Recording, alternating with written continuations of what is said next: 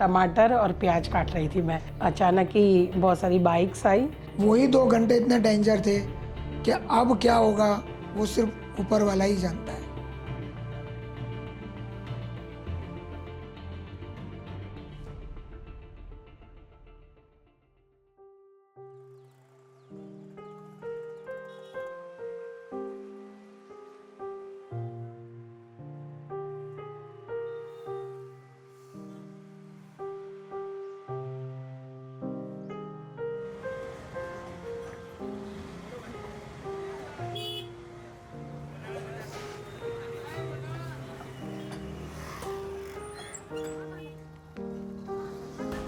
तो आप ऐसा क्यों मानती हैं कि प्रेम के बिना क्रांति नहीं हो सकती? किसी से प्रेम ही नहीं कर सकते तो आपके पास तो दिल ही नहीं है कि आप किसी को हो जाओ या किसी को अपना करें। हम ये किसी के हो जाए कि कोई हमें इतना प्यार दे या हम किसी को इतना प्यार दे के वो हमारा हो जाए। प्रेम अपने को है ना कितना मतलब आप खुलते जाते हो। अब सोच नहीं सकते कि आप प्यार कर सकते हो तो किसी के साथ अब हिंसा कभी नहीं कर जल्दी नहीं कर रही हो तो आप सोचो कि अपना आप ही सब है यहाँ पे सबसे पहली चीज़। दूसरी आपको कभी किसी से नफरत नहीं हो। नफरत के लिए कभी स्पेस ही नहीं रही। तो मुझे होनी चाहिए हिंदुओं से जब नफरत बट हमें क्या हमारे घर में किसी को नहीं, हमारे घर में किसी को नहीं। तो ये होती है मोहब्बत की ताकत।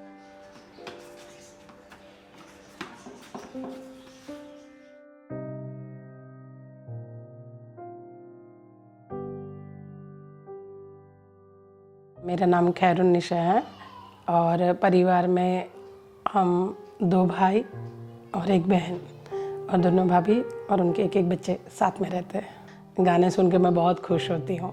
म्यूज़िक और डांस ये दोनों चीज़ें मुझे बहुत हील करती है। मेरा नाम अयूब पठान है। 5 भाई बहन में सबसे बड़ा मैं हूँ और खैरुन्निशा है वो सबसे छोटी बहन है। हमारे मम्मी पापा गुजरात भावनगर से हैं।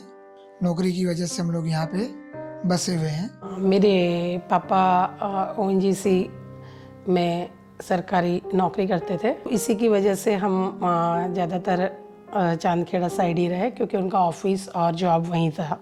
ओएनजीसी कॉलोनी में जैसे हम रहते थे पढ़ाई के दरमियान और पापा की नौकरी के दरमियान, तो सारे स्टेट के लोग थे। क्या गुजरात हो तो है ही, पंजाब है, महाराष्ट्र है, दिल्ली है, कलकत्ता है।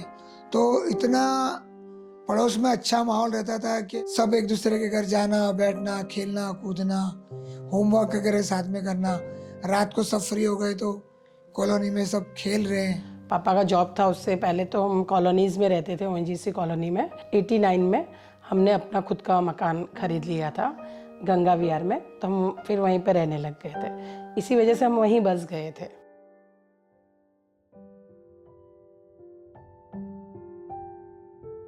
मेरे ऐसे फेवरेट फेस्टिवल में सबसे ज़्यादा होली है।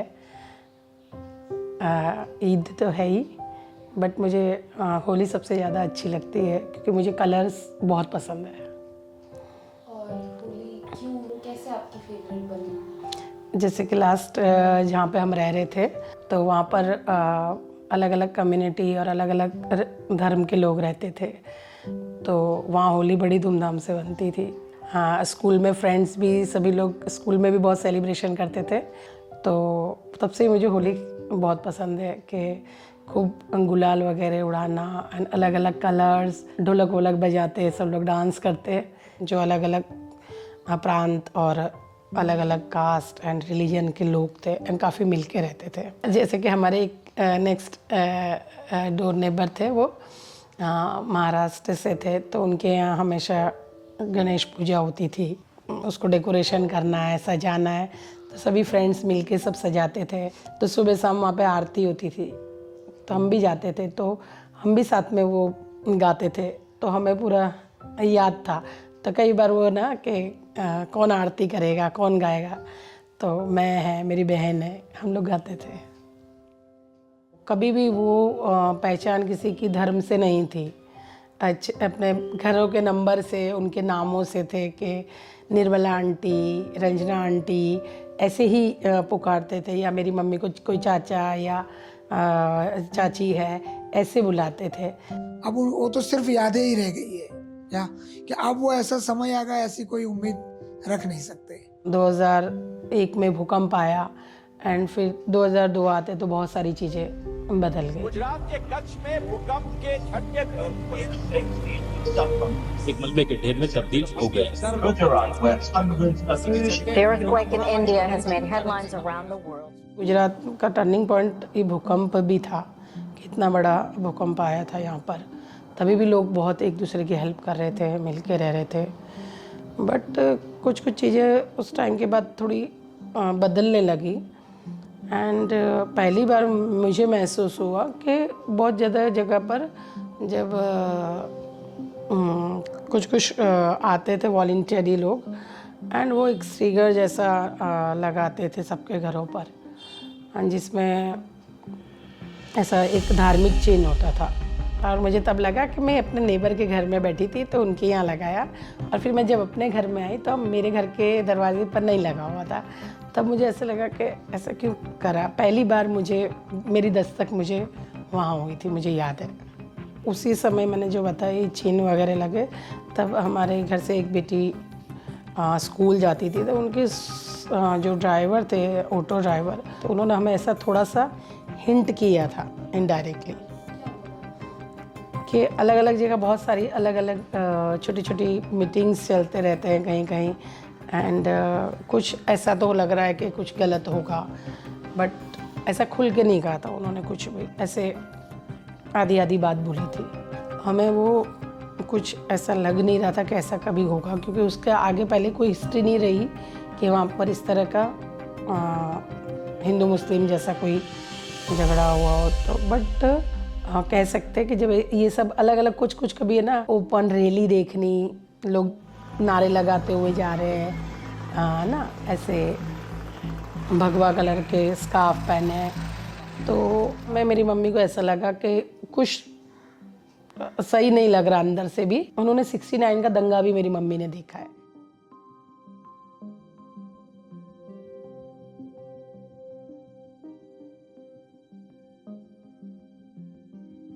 वो 69 के दंगों में भी मेरी मम्मी और पापा 3 दिन छुप के किसी के घर रहे थे, और उसी टाइम हमने फिर मेरी मम्मी ने डिसीजन उस टाइम लिया भी था कि अभी घर बेच देना है।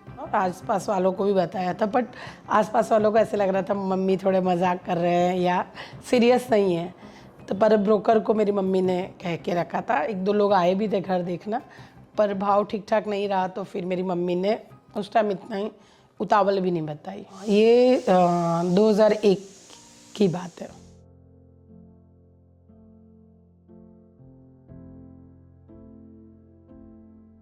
2002 में मेरे भाई की शादी हुई थी 9 फरवरी को भावनगर में। हमारे नेबर्स भी वहाँ पे आए थे शादी में। फिर हम लोग 17 फरवरी को शादी करके वापस आ गए थे, और 25 फरवरी को मेरे भाई का रिसेप्शन था, क्योंकि हम लोग बहुत साल से यहाँ रहते थे, तो हमारे यहाँ 500 परिवार का रिसेप्शन था।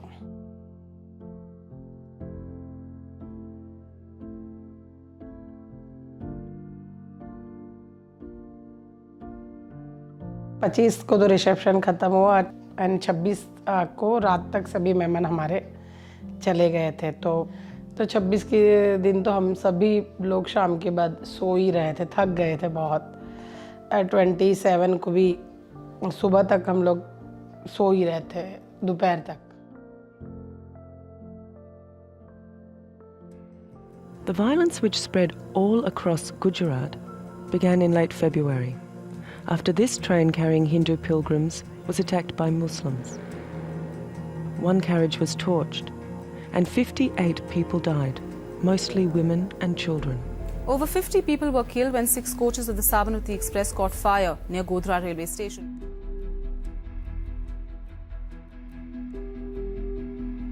In some areas, the grief and anger here have already erupted into violence. That's alarming news in a state where racial hatred is deeply ingrained. 27 को लगभग जो गोधरा में ट्रेन वगैरह चली, ठीक है, वो तो पेपर में टीवी में शाम को न्यूज़ आ ही गई थी। मैं और मेरी बहन एक अपनी फ्रेंड से मिलने गए थे, मेरी दीदी की फ्रेंड से। उनके घर में हमने ये न्यूज़ सुनी तो हमें लगा पहले तो न्यूज़ देख के कि बहुत गलत हुआ, ये तो ऐसे नहीं होना चाहिए। फिर दूसरे पल हमें लगा कि और न्यूज़ें अलग अलग जगह से और सुनने लगे, डिस्कशन सब जगह होने लगा, तो थोड़ा सा लगा कि माहौल बिगड़ सकता है। बट क्योंकि अभी तक कभी भी 93 के दंगों का या 85 का हमने अभी तक चांदखेड़ा में किसी भी तरह का दंगा नहीं देखा था, तो हमें यकीन था ऐसे मेरे भाई को एंड पापा को कि कुछ भी नहीं होगा। तो हम लोग तो ये सोचते कि ये सब तो 2, 5 साल 10 साल में कोई बड़ा ऐसा गुजरात के अंदर हादसा होता ही है कि कुछ होने वाला नहीं होगा, तो भी हमारे पड़ोसी सारे ही अच्छे हैं। डर लगा पर ऐसा बहुत सीरियस नहीं थे कि कुछ होगा, पर जो जिस तरह का हुआ उस पर भी हमें यकीन नहीं था कि ऐसा भी 27 फरवरी 2002 सुबह 7:43 हजार से भी ज्यादा लोगों की एक प्रबल भीड़, विवेकहीन दंगाई एक साथ गोधरा स्टेशन में साबरमती एक्सप्रेस पर टूट पड़े। प्रिंट मीडिया से न्यूज़ में हेडलाइन थी कि ट्रेन जल गई और इतनी हिंदू लड़कियों को ले गए, तो वो देख के लग रहा था कि ये तो मतलब एकदम भड़काऊ है कि कोई भी पढ़े उस हेडलाइन को तो भड़क जाए। उसके बाद भी शाम को तो हम जैसे ही हमारे नेबर्स आसपास बैठते थे, कुछ भी नहीं था, सब लोग बातें कर रहे थे, नॉर्मल थे। 27 को भी हम आराम से तो घर में सोए, सुबह 28 को भी उठे आराम से, एंड 28 को 11 बजते सुबह हमें बहुत सारे कॉल आने लगे।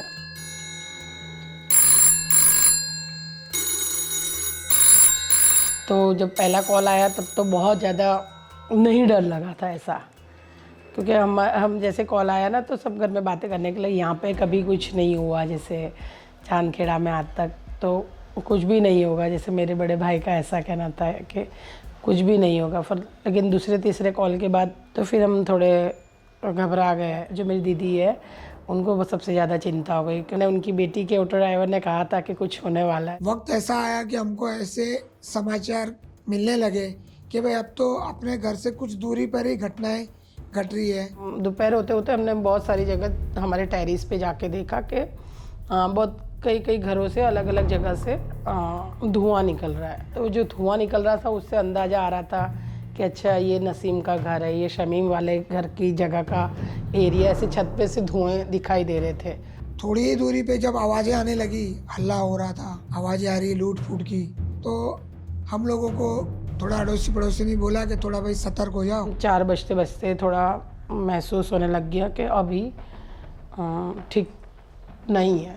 तब हमने फिर फैसला किया, मेरे मम्मी ने एंड पापा ने कॉल करके सबसे बात करके, एंड हमने सोचा कि हम शाम तक 5-6 बजे तक हमारे एक फैमिली फ्रेंड है जो मुस्लिम है, तो उन्हीं के घर चले जाएंगे। और कुछ हमारी जो ज्वेलरी थी, गोल्ड ज्वेलरी वगैरह, हमने सिर्फ वो हटाई, और हमारे जो एजुकेशन के डॉक्यूमेंट थे वो, और हमारे नेबर के घर रखे, उनके घर पे सेफ्टी के लिए। हमें लगा कि 2-3 दिन के लिए जाएंगे और फिर सब सही हो जाएगा तो वापस आ जाएंगे। और क्योंकि हम उस टाइम पे मेरी दीदी, जीजाजी, उनके बच्चे, तो वो लोग भी 5 लोग थे और हम लोग खुद 7 लोग हम थे, ऐसे करके हम 12 लोग थे जिसमें 2 बच्चे थे। हमने ये सोचा कि किसी के घर जा रहे हैं तो अभी उन्हें बर्डन ना हो जाए, तो खाली जस्ट हमने ये तय करा कि हम खाना वाना बना के वहीं पर ले जाते हैं। तो मेरा हमेशा जो स्पॉट था जहाँ पर रोज़ मैं सब्ज़ी काटती थी, वहाँ से सोसाइटी का गेट दिखाई दे रहा था। तो मैं सब टमाटर, मुझे याद है मेरे टमाटर और प्याज काट रही थी मैं और मेरे जीजाजी और मेरे भाई, हम तीनों ही खड़े हुए थे। अचानक ही बहुत सारी बाइक्स आई। शाम को 6-6:30 बजे जब खाना बनाने का टाइम होता है तभी वो लोग आ गए 6:30 को ही। उन्होंने यहाँ पे ऑरेंज कलर की रिबन बांध रखी थी एंड बहुत अननोन लोग थे जिनको कभी देखा नहीं था। कम से कम 1500 से 2000 लोगों को लूटफाट वालों की गैंग्स वो सोसाइटी के गेट पे आ गई और गेट खोल के वो लोग सोसाइटी में एंटर हो गए। सुबह से जो कॉल पे बात सुन रहे थे और सबके फ़ोन आ रहे थे, उससे समझ आ गया कि अब हमारे घर पर अटैक होने वाला है। फिर बिल्कुल घर के करीब तक आ गए। बड़ी मुश्किल से हम 5 मिनट थे हमारे पास, तो दरवाज़ा आगे का फ्रंट दरवाज़ा हमारा जो घर का था वो बंद किया और फटाफट हम सब लोग नीचे ही थे, तो हम 3 और दूसरे फटाफट मेरे भाई ने बोला चलो चलो, हम सब 3 लोग ने जल्दी जल्दी बाहर निकलो। तो बोले क्या हुआ क्या हुआ क्या हुआ, बस निकलो। फटाफट निकल के पीछे के दरवाजे से हमारे पड़ोसी के घर हम पूछे भी नहीं चले गए। तो उनको तो वो तो घर में थे, उन्हें तो पता ही नहीं था कि ये क्यों आ रहे हैं। 5 मिनट ज़्यादा से ज़्यादा नहीं, उतनी ही देर में हम अपने घर से बाहर निकल। The streets have become a battleground. The grief and anger at yesterday's murders has boiled over into violence, looting and religious hatred. उनके घर में जब एंटर हो गए सब, उन्होंने दरवाजे बंद कर लिए, खिड़कियां बंद कर ली, बराबर पर्दे वगैरह। हम जहाँ पर छुपे हुए थे वहीं से हमारा खिड़की घर का बैक साइड का पोर्शन दिखाई देता था घर का। बहुत सारी आवाज़ें आ रही थी, बहुत सारे नारे लगा रहे थे, हल्ला हो रहा था, बहुत पब्लिक आ गई थी। आधा घंटा तो सोसाइटी वालों के जो भी हमारे अंकल आंटी जो भी पढ़े लिखे लोग थे, उन्होंने काफ़ी कोशिश की उनको समझाने की कि भाई नहीं है यहाँ पे, आप क्यों ये सब करना चाहते हो, कि नहीं हमको पक्का पता है यहीं रहते, यही उनका घर है। एंड दरवाजे खिड़कियाँ तोड़ रहे थे, कांच की सारी खिड़कियाँ थी, तो वो एक पूरा कांच एक साथ कैसे तोड़ते बड़े बड़े, वैसे फेंक रहे थे। पूरा दरवाजे नहीं टूट रहे थे, लोहे के थे, तो उसके लिए कितने लोग एक दरवाजे पर चढ़ के एंड जय श्री राम के नारे लगाते थे और दरवाज़ा खींच रहे थे।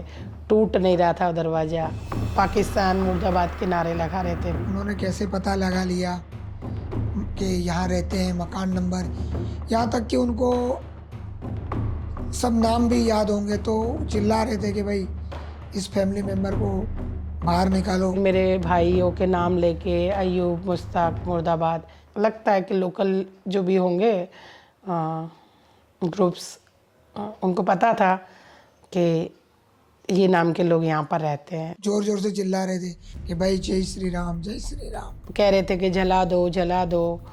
उन्होंने एक कमरे में हमारे सारे कंबल वगैरह, हल्की ठंडी फरवरी की थी, तो उनको जलाया ऊपर उन्होंने, एंड सारा किचन का प्लेटफॉर्म तोड़ दिया। सारे अनाज वगैरह थे वो सारा इकट्ठा करके उस पर पेशाब कर दी। इसको तो घर में सिलेंडर 2-3 पड़े हुए थे ऐसे ही, तो बोले कि ब्लास्ट करो। तो फिर 1-2 लोग थे, उन्होंने बोला नहीं ये सब तो हम नहीं होने देंगे। उसमें बहुत सारे बच्चे भी थे और वो कह रहे थे ये ले लो ये ले लो, ये सामान उठा लो ये सामान उठा लो। मेरे जो भाभी है वो एक भावनगर से आए थे, उनका तो उनको उस साइड से जितने भी गिफ्ट्स मिले थे शादियों में और उनके जितने भी सामान था वो तो अभी खुला भी नहीं था ऐसे। एंड वो इनडायरेक्टली हमें रेप थ्रेट दे रहे थे कि अभी शादी यहाँ पर हुई है तो कि हम यहाँ पे सुहाग रात बनाएंगे। एकदम डर में आ गए थे कि हमें अब लगा था कि हम नहीं बचेंगे। एक बार ऐसा हमें हो गया था कि हमें अभी बाहर निकालेंगे और मार देंगे।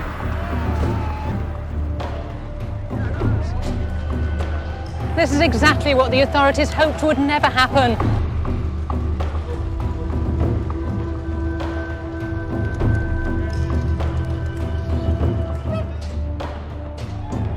There was this sense of absolute lawlessness. It was a free-for-all.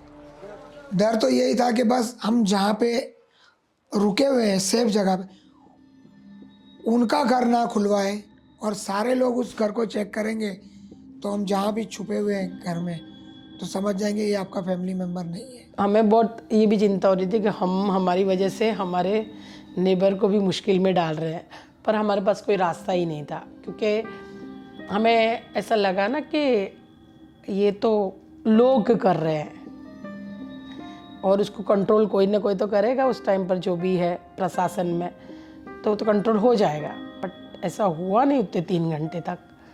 Police वालों को तो मौका ही नहीं मिला हमको, वो लोग इतने, और यदि फ़ोन करते भी पुलिस वालों को तो ऐसा उम्मीद नहीं थी कि हमारे लिए पुलिस वक्त निकालेगी, कोई उम्मीद थी ही नहीं, ऐसा बोलो तो चले। On the worst day of the violence, when murder and looting were taking place all across the city, we saw policemen just standing by, watching what was happening, but doing nothing to try to stop it.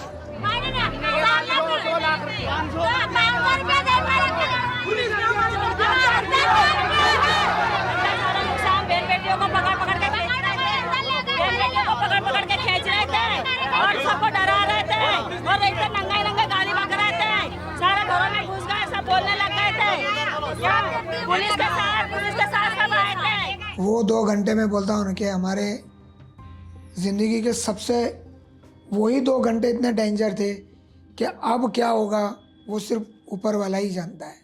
बच्चे तो थे वो दोनों जो तनाज़ और साहिल, वो दोनों बच्चे तो 6 साल के थे, 5-6 साल के थे। और वो दोनों लगातार जब अटैक हुआ और जैसे ही आवाज़ आने लगी तब से वो सो रहे थे, तो वो 48 आवर्स तक सोते ही रहे, वो उठते नहीं थे, सिर्फ उनको ज़बरदस्ती उठाते थे और खाना खिला के फिर वो सो जाते थे। 2 घंटे उन्होंने पूरे मकान की लूटफाट की और चले गए, सब सामान ले गए। आधा मोब जैसे तो चला गया था, जो नहीं जुड़ जाते एक भीड़ के साथ, वो लोग तो निकल गए थे। पर बहुत कुछ लोग तो थे कि वो हम देखेंगे, वो लोग यहीं छुपे हुए हैं। वो अंकल ने यूँ बोला कि बेटा अभी तो वो लोगों को शक पड़ ही गया है कि आप लोग यहाँ पे हो, ठीक है। तो हम लोगों ने तो ना बोली, सबने ना बोली कि भाई कोई नहीं है, पूरी सोसाइटी में कोई नहीं है। हो सकता है कि फिर रात को फिर आए और मुझे अपना घर बताना पड़े और आप लोग उनके हाथ लग जाओगे, तो फिर मैं भी कुछ नहीं कर पाऊँगा। घर में मैं ही बड़ा था, तो बोले बेटा तू ही डिसीजन ले क्या करना है। तो फिर मैंने उनको बोला कि अंकल सोसाइटी में हम 2-2 लोग बढ़ जाते हैं, अभी तो हम पूरे एक ही घर में थे, फिर हम लोग सोसाइटी में सब फैमिली मेम्बर 2-2 बढ़ गए। जब हम लोग अलग अलग जगह पे थे, तो क्योंकि हमें तो सभी जानते थे, पर क्योंकि हमारी भाभी और एक बहन जो बाहर से आई थी, उनको कोई नहीं जानता लोकली, तो एक टाइम पर ऐसा भी आ गया था कि हो सकता है कि हम ना बचे मेरी मम्मी को,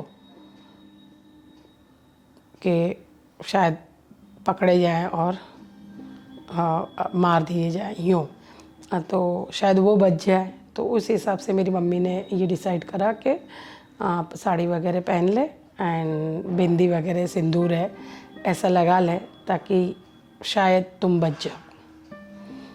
और मैं और मेरे पापा जिस घर में थे, वो घर में जो एक भैया थे, उन्होंने ऐसे कहा कि अंकल आप बुरा मत लगाइए ना, बट आप ये अभी सुरक्षा की दृष्टि से आप अपना टोपी एंड दाढ़ी को रिमूव कर लो ऐसे। तो पहले तो मेरे पापा नहीं तैयार थे कि नहीं पहले मैं मर जाऊंगा, बट ऐसा नहीं करना। बट उन्होंने कहा कि देखो अभी वो सिचुएशन आप सोचिए कि आपके साथ पूरा परिवार है, तो उनको तैयार करा, तो बहुत पेनफुल था मेरे पापा के लिए। तो हमारी सोसाइटी के वालों ने सबने मिलके मीटिंग वगैरह किया कि भाई अभी तो पूरी रात निकालनी है, तो कैसे निकलेगी, वापस से आएंगे तो ये इससे भी अच्छी सलामत जगह पर चले जाए तो सोसाइटी वालों को भी सुकून मिल जाएगा कि भाई ये लोग सही सलामत जगह पे पहुंच गए। इसलिए उन्होंने मीटिंग वगैरह आपस में किया, तो कुछ जान पहचान थी, तो उन्होंने पुलिस से बात करके पुलिस का अरेंजमेंट हो गया। तो रात पुलिस आई थी हमको लेने, मैं ही उनसे बातचीत करने के लिए गया। तो उन्होंने पूछा कि भाई ये आपका मकान है जो डैमेज हुआ है? बोले आप ही पठान परिवार हो? मैंने कहा मैं। तो बोले अब बोलो क्या करेंगे? तो मैं उनको बोला भाई करना तो आपको ही है, जो हुआ वो तो आप देख ही रहे हो कि सब। तो वो मुझे पूछ रहे हैं कि आपको कहाँ जाना है। तो पहले तो मैंने उनको बोला कि भाई मेरे पापा ONGC से रिटायर है, तो यहाँ से 1 किलोमीटर ओएनजीसी कॉलोनी है, तो वहाँ पे आप हम लोगों को ले जाओ, और अगर यदि कॉलोनी के अंदर एंटर हो जाते हैं तो फिर हम सेफ जगह पे पहुँच गए ऐसा समझ सकते।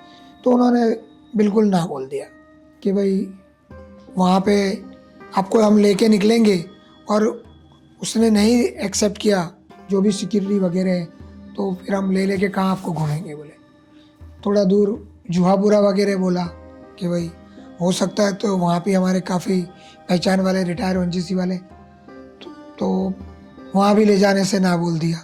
फिर मैं अपने गांव बोला कि भाई हमको भावनगर ले जाओ, तो वो बोलते हैं कि वो तो 200 किलोमीटर दूर है यहाँ से, तो इतनी दूर तो ये गाड़ी जा नहीं सकती है। फिर मैं बोला भाई आप पुलिस स्टेशन ले जाओ, आप सब जगह पे ना बोल रहे हो तो फिर मैं आपको कहाँ कहाँ पे और बताऊँ। तो बोले पुलिस स्टेशन तो हम ले जा नहीं सकते, ऊपर से ऑर्डर नहीं है पुलिस स्टेशन ले जाने का। 4-5 जगह उनको बोला, वो तो सब जगह पे ना बोल रहे। तो फिर मैं काफ़ी गुस्से में था, काफ़ी अपसेट था, कुछ दिमाग तो काम कर ही नहीं रहा था इतना सब होने के बाद। तो मैं उनको यूँ भी बोला कि आप तो सब जगह पे ना बोल रहे हो, आप अपने घर ले जाओ। तो भी वो लोग एक दूसरे का मुंह देख रहे हैं, उनको खुद को समझ नहीं हो रहा है कि इसको अपने हाँ कैसे बोले। फिर बड़ी मुश्किल से मुझे अपने पुलिस स्टेशन में मेरे एक कज़िन ब्रदर है, तो फिर मैंने उनको ये नाम बताया कि भाई, क्योंकि वो खुद भी अडालज पुलिस स्टेशन की वो पुलिस आई थी, हमारे घर से 5 किलोमीटर दूर पड़ता है अडालज। वो भी ये बोला कि वो अगर जो ना बोल देंगे तो क्या होगा। मैं बोला भाई आपको ना बोल देंगे तो मैं आपको राइटिंग में दे दूंगा, आप मुझे अडालज पुलिस स्टेशन के बाहर मेरी फैमिली के साथ छोड़ देना, इससे ज़्यादा मैं आपको क्या समझा सकता। तब जाके उन्होंने हाँ बोली के बैठो। जब निकले तो हमारे सारे सोसाइटी के लोग भी बाहर आए। हम जा रहे थे, एक डब्बे में पुलिस का आया था वैन बड़ा, उसमें बैठे। जो हमारी सहेलियां थी, फ्रेंड्स थे, जिनसे हम रोज़ मिलते बैठते खेलते, तो सभी महिलाएं और सारी फ्रेंड्स रोने लग गए थे। जो छोटे छोटे बच्चे भी हमारे घर खेलने आते थे। हमारे सोसाइटी में, हमारे घर में शाम को खाने में सारे बहुत बच्चे आते थे खाना खाने के लिए, ऐसे ही वो अपने घर में नहीं खाते थे। तो उनके परिवार को लगता था कि बच्चा को ना कहीं तो खाना खा रहा है, तो वो बच्चे भी बहुत, उनकी मम्मियाँ रो रही थी।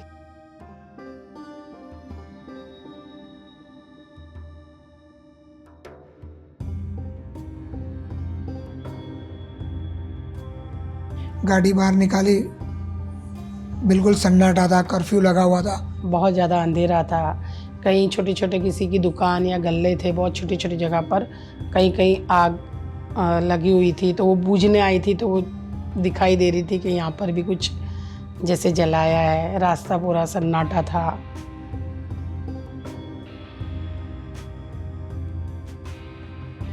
फिल्मों में जैसे दिखाते हैं ना, अंधेरी रात है, कुत्ते दौड़ रहे हैं कहीं पर इक्का दिक्का लोग कहीं दिख रहा है, और पूरी जगह पर कहीं कहीं छोटी छोटी आग है रास्ते में, और कोई नहीं है पूरे रोड पर, पूरा रोड शांत है।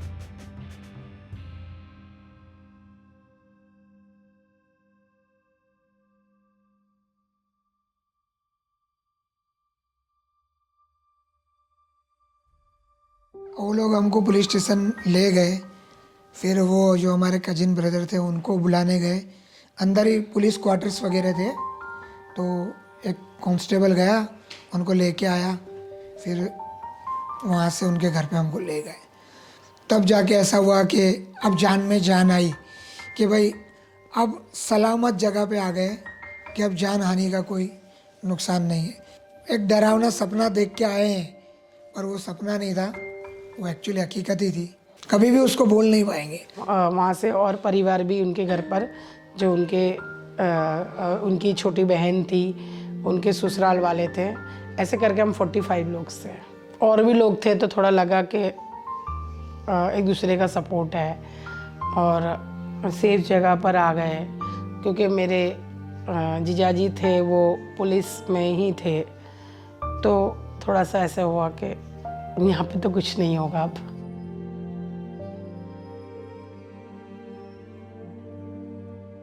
सुबह जब उठे तो ऐसे लगा ना कि अब सब ठीक हो गया, ऐसे कितना अच्छा लग रहा है, कोई भीड़ नहीं है और सबसे ज़्यादा कोई शोर नहीं है कि वो अंधेरी रात चली गई। फिर सुबह 8 बजे तो सभी लोग हम नहाए वगैरह, सारे लोग ने थोड़ा सा फ्रेश हुए, चाय वाय पी, फिर सब जनरली सब लोग बात कर रहे थे। तो मेरे भाई है जो छोटे वाले, मुझे पता है वो बहुत रोने लग गए थे कि बहुत गलत हो गया, ऐसे सारा हमारे घर तोड़ फोड़ दिया। और मेरी मम्मी रो रहे थे तब दोनों, तो वो ऐसे कहते थे कि इतने पापा ईमानदार है एंड आप भी इतने ईमानदार हो, तो फिर हमारे साथ ऐसा क्यों हुआ, इतना गलत। तो बोला ना चलो हम तो अभी यंग है मम्मी, पर तुमने तो तुम्हारी ज़िंदगी पूरा घर मम्मी पापा ने बसाया है, पूरा आपका तो सब मतलब अपना घर पूरा बर्बाद हो गया ऐसे। पर भाई का ऐसे कहना था कि ऐसा डरना नहीं चाहिए था, हमें लड़ लेना चाहिए था ऐसे। तो मेरी मम्मी ने ऐसे कहा कि सामान जल गया है ना, घर लूट गया है ना, तुम मेरे बच्चों को किसी को कोई मतलब खरोच नहीं आई है, यही तुम्हारे पापा की ईमानदारी का बदला है, ऐसे समझाया उनको। अब भी मुझे ऐसा लगता है कि हमें नहीं कुछ समझ आ रहा था जो आज समझ आ रहा है। हमें लग रहा था कि ठीक है 20 के बाद तो 2-3 दिन के बाद घर आ जाएंगे वापस, सब नॉर्मल हो जाएगा और ज़िंदगी आसानी से चलती रहेगी, पर ऐसा कुछ नहीं हुआ। तो बाद में पता चला कि कितना अन्याय हुआ।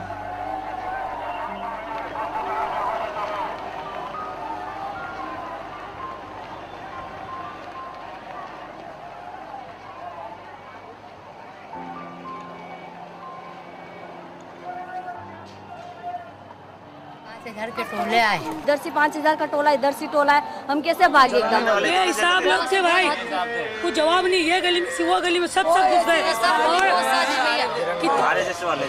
और ऐसा पगड़े बांधे लेते, चड्डे पहने लेते, तलवारें ले थे, मार के थे जान खा के थे, हमने तो देखे नहीं, बस सिर्फ ये देखा चड्डी बांध ली थी उनकी, बादली जर्सी और मुंह बंधा हुआ था। आपको क्या ख्याल आएगा, गाँवों में चिट्ठियाँ बेची गई थी कि ये सरखेज है, वो पिनी मुस्लिम मिनी पाकिस्तान है, उसको मिटा दो, तो गाँव में से ट्रक भर भर के लोग आते थे कि मारो ने काटो, यहाँ भाई चाहिए ही नहीं कि हमको भारत के अंदर तलवार आती सूल, जब बजरंग दल वाले ने शीशे ना वाले का पेट्रोल के डब्बे, केमिकल का पाउडर ऐसा सब डालते थे मुँह पे। डेंजरस था कि आप बाजू में खड़े, तुम बाजू में नहीं खड़े रह सकते थे, उनको पे अपने हाथ रखो ना तो पूरी चमड़ी गायब हो जाए, अंदर हमारी उंगलियां चली जाए, खाली सिर के बाल खींचो तो सिर के बाल टोटल बाहर आ जाए। मेरी बात सुनो, वो लेडीज़ की आप बात ही मत करो। कहने का मतलब क्या है कि उनके जिस्म को पे भी आप नाखून के ना उसके घाव देखो, तुम्हारे खुद हैरत में पड़ रहा, क्योंकि लेडीज़ के सीना होता है ना, सीने को पे भी आप घाव देखोगे तो तुम्हारी अक्ल काम नहीं करेगी। बहुत सारे न्यूज़ में हम खबरें सुनते ही जा रहे थे कि ये चीज़ें बढ़ती जा रही है और इस हद तक माहौल ख़राब हो गया है। नरोड़ा पाटिया की जो खबर थी, फिर मेहसाना की एक न्यूज़ थी, वो दोनों में से लगा कि कितने लोगों को एक साथ जला दिया है। उसके बाद तो हमको बहुत डर लग गया। वो तो इतना होने के बाद तो ये सोच लिया था कि अब उस घर में तो बिल्कुल नहीं जाएंगे।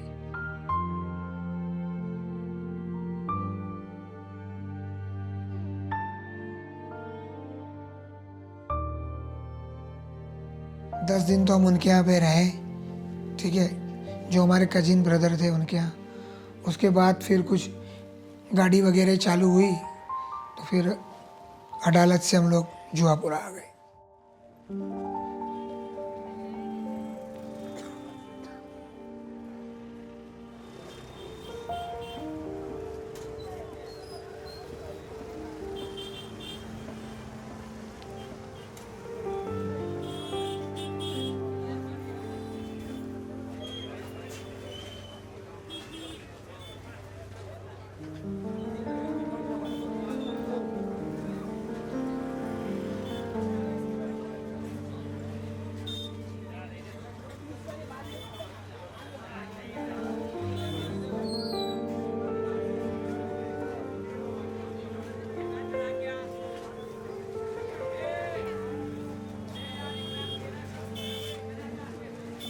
जुआपुर आ गए तो हमने यहाँ पर किराए का मकान ख़रीदा और हमारे पास कुछ भी सामान नहीं था, कुछ थोड़ा बहुत बेसिक सामान था, बस वही लेकर हम यहाँ पर रहने आए थे। तो हम 1500 रुपया रेंट देके और उस घर में रहना शुरू किया हमने दोबारा। हम 1 BHK में 9 लोग रह रहे थे। हम पहले रह रहे थे वो तो टेनामेंट था, राइट, बंगलो टाइप था, वो 3 BHK था, तो काफ़ी बड़ा घर था। और अभी हम यहाँ पे एकदम शिफ्ट हुए थे तो हम 3rd फ्लोर पे था, लिफ्ट नहीं थी उसमें, बट उस टाइम तो लग रहा था कि भाई अभी ना कभी किसी के घर रहे नहीं, क्योंकि हमारे घर तो ऑलरेडी मेरी मम्मी और पापा का इतना वेलकमिंग था कि हमारे हमेशा गेस्ट आते रहते थे। और अभी ये थी स्थिति कि हमें किसी के घर पे रहना पड़ रहा है, तो वो भी बहुत नहीं अंदर से मन लगता था। बस हमें एक ऑर्गेनाइजेशन थी उसकी तरफ से हमें 4 तकिए और कुछ गद्दे 3-4 और कुछ बेसिक बर्तन ऐसा हमें रिलीफ में दिया हुआ था। उससे फिर हमने अपना फिर से जीवन शुरू किया हमारे परिवार ने। किराए का घर लेके रहने तो लग गए, लेकिन वो मकान कब बिकेगा, कब अपना पैसा अपने हाथ लगेगा, फिर कहाँ, क्योंकि और कुछ तो था नहीं, पापा भी रिटायर हो चुके थे क्या, तो हम लोग भी प्राइवेट जॉब करते थे, तो कैसे किराए भरेंगे, कोई का काम, किसी के पास कोई अभी कोई कामकाज तो है नहीं। उस मकान को फिर रिपेयर भी कराना था क्योंकि पूरा ही तोड़ फोड़ कर दिया था, तो काफ़ी मुश्किलें आई कि मकान बेचने में बहुत तकलीफ़ हुई कि मकान का जो भी ग्राहक आता था वो कौड़ियों के भाव उस मकान को ख़रीदना चाहता था। मैं उनसे जाके बात करता था तो वो यही सोचते थे कि हालात का मारा है, हो सकता है कि हमको सस्ते भाव से दे दे तो उनका ही काम हो जाए अच्छा सा। एक घर बनाने में हम सभी जानते हैं कितना वक्त लगता है ना, पूरी ज़िंदगी लग जाती है। तो मेरी मम्मी पापा की पूरी ज़िंदगी की कमाई थी, घर में एक एक सामान था, हर चीज़ थी, सब फैसिलिटीज़ थी, सारे फर्नीचर्स, सारे किचन। और मेरी मम्मी को किचन का तो ज़्यादा ही शौक़ था, उन्हें बर्तनों का बहुत शौक़ था कि गेस्ट हमारे यहाँ हमेशा आते रहते थे। भाई की शादी हुई तो उनका भी इतना ही अच्छा, उन्होंने अपने हिसाब से पूरा घर डेकोरेट किया था, अपने रूम्स वगैरह को। तो एक पूरा जमा हुआ घर था, जैसे कि हम मकान खरीदते हैं और उसको घर बनाते हैं, राइट, और उसमें कितना सब कुछ जाता है। आप एक एक चीज़ कमा के बचा के उसको आप संजोते हो। और यहाँ पे तो हम दिन भर खाली बैठे रहते थे, एक कुछ पोटलों के अंदर बेसिक सामान थे, वही कॉर्नर में पड़े रहते थे, दिन भर बैठे रहते थे, कुछ काम नहीं होता था, खाते थे फिर बैठते थे, तो कुछ समझ नहीं आ रहा था शुरुआत कहाँ से करें, क्या करेंगे। बार बार रिपीट होती थी वो रात शाम ऐसे। जख्म तो भर जाता है लेकिन उसकी यादें तो मरते दम तक रहती है, ठीक है। तो जीना तो इंसान नहीं छोड़ देगा, तो हालात के साथ लड़ते गए, माहौल जैसे जैसे सुधरता गया, फिर अपने कामकाज में रोजी रोटी पे लगे रहे। उस टाइम बस मुझे ऐसा लगता है कि उस टाइम बस ऐसा था कि बच गए, ये दिमाग पे बहुत असर कर रहा था कि हम अलग अलग जगह की सुन रहे थे कि यहाँ इतने लोग को मार दिया, यहाँ इतने लोग को जला दिया, या किसी को स्टेबिंग कर दिया, ये सब चीज़ें।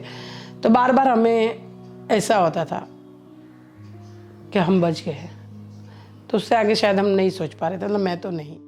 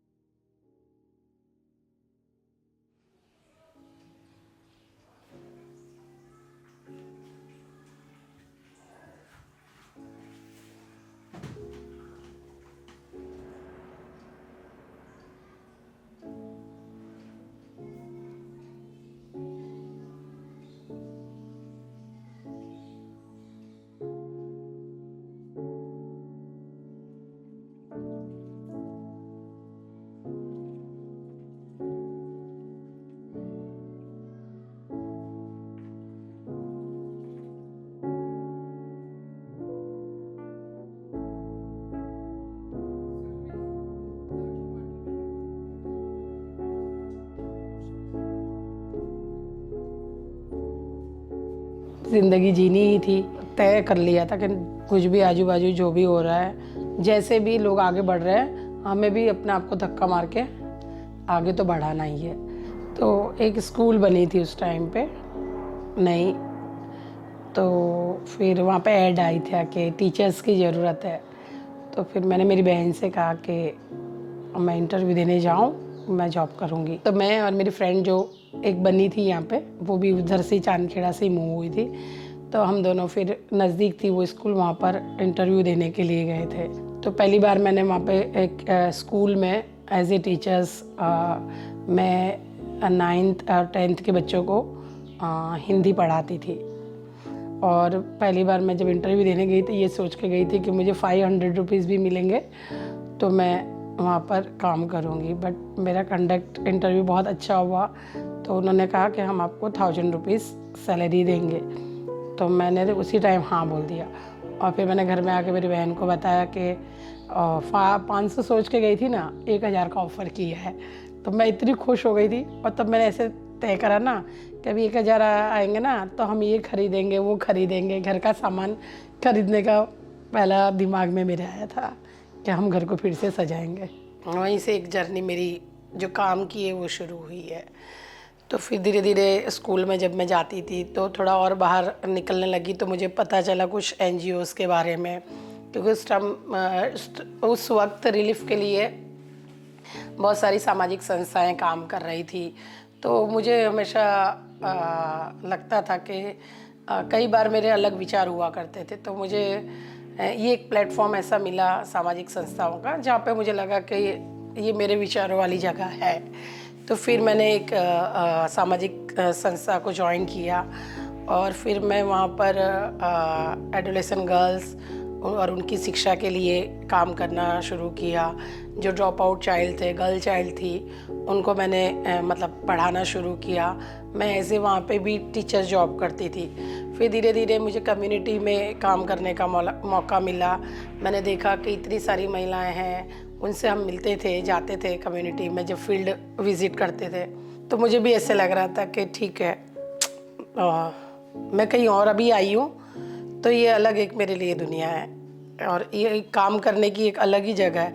ऐसा तो मुझे कभी मैंने सोचा भी नहीं था कि मैं इन कामों में आऊँगी और इतनी एक्टिवली उसमें इन्वॉल्व होंगी। पर मुझे लगता है कि वो समय ऐसा था ना कि मुझे अच्छा लग रहा था और मैं ना बहुत लोगों के साथ मिक्स होती थी। मुझे लग रहा है कि वो चीज़ मुझे हील कर रही थी। तो मैं आज कनेक्ट कर पा रही हूँ इन चीज़ों को। पर उस टाइम में और लोगों की बातें सुनना, उनके साथ बैठना, देर तक बातें उनकी सुनना कि वो क्या ज़िंदगी में फेस कर रहे हैं, तो फिर लगता था कि हम अकेले ही दुखी नहीं हैं दुनिया में, और लोग भी दुख है। तो शायद जैसे कहते हैं कि प्यार को बांटो तो प्यार बढ़ता है और दुख को एक दूसरे को सुनो तो वो थोड़ा कम होता है।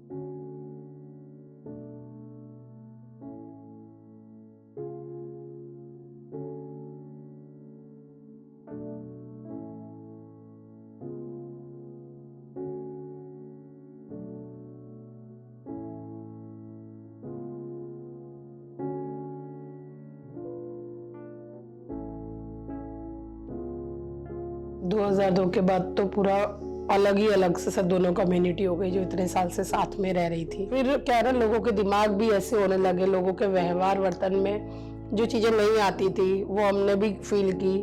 घर के बच्चे स्कूल जा रहे हैं तो कई जगह बच्चे ऐसे इनोसेंटली बातें बताते थे कि आज मुझे स्कूल में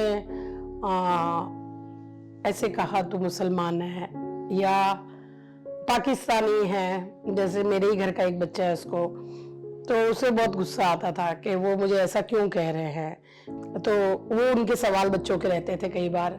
और मैं तो ऐसा भी मानती हूँ कि वो दोनों ही बच्चे बहुत इनोसेंट है कि बच्चे को खुद को पता नहीं कि वो ऐसा क्यों कर रहा है। वो मेरी तो एक नीज है ना, वो तो इतनी इन्फ्लुएंस हो गई थी कि उसको ऐसा कभी कभी ऐसा डर लगता था कि चलो ना अभी क्या है हम हिंदू बन जाए। तो मुझे एकदम उसने एक दिन ऐसे बोला, तो मैंने उससे पूछा कि क्यों ऐसे ही बात कर रहे हो। तो बोले नहीं मैं ऐसे ही बोल रही हूँ। तो पर मुझे लग रहा था कि उसे ऐसा कहीं ऐसा हुआ कि ये सेफ है आज के दिन में ऐसे ही आइडेंटिटी होना, जो मैं समझ पाई उस बच्ची से। 4th 5th में पढ़ रही है। मैं एक स्टूडेंट को जानती, तो उसके पेरेंट्स ने ये शेयर करी थी। तो बच्ची का नाम मरियम था। तो ये तो दोनों ही कम्युनिटी में नाम होता है, राइट। बट वो बच्ची का ऐसा कहना था कि वो एज ए मरियम मुझे क्रिश्चियन देखते हैं। मेरा जो फ्रेंड सर्कल है क्रिसमस के दिन कॉल आ रहे थे, उसको विश कर रहे थे। तो फिर पता चला कि भाई इसको क्यों विश कर रहे हैं। तो उसने बोला कि मैंने तो अपनी आइडेंटिटी बताई नहीं है, मेरी friend circle as a Mariam मुझे क्रिश्चियन समझते हैं। तो फिर हमने बोला कि क्यों।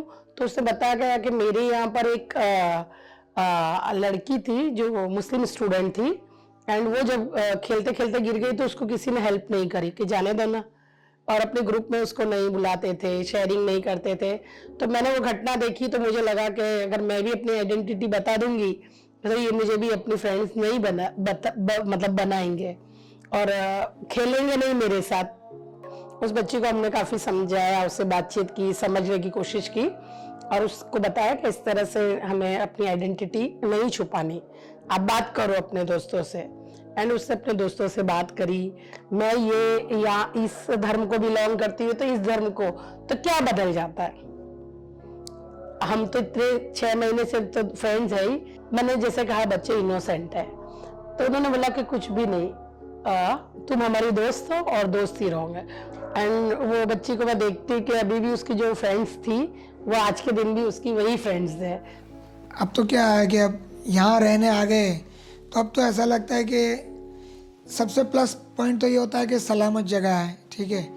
पड़ोसी को यहाँ भी पड़ोसी सारे अच्छे हैं, यहाँ भी कोई ऐसा प्रॉब्लम्स नहीं है जुआ बुरा में क्या। लेकिन यादें रहती है कि वो जो था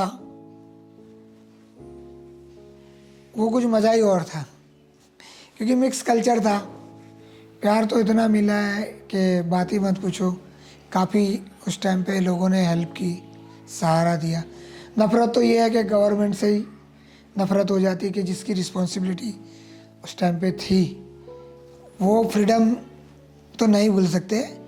अभी मन की तसल्ली इतनी है कि भाई कभी भी मान लो कि हम बाहर गए और कोई हादसा हो गया तो हमको हमारे फैमिली का टेंशन कम रहेगा कि भाई अभी अपनी कम्युनिटी में आ गए तो थोड़ा सिक्योर्ड है, ठीक है ना।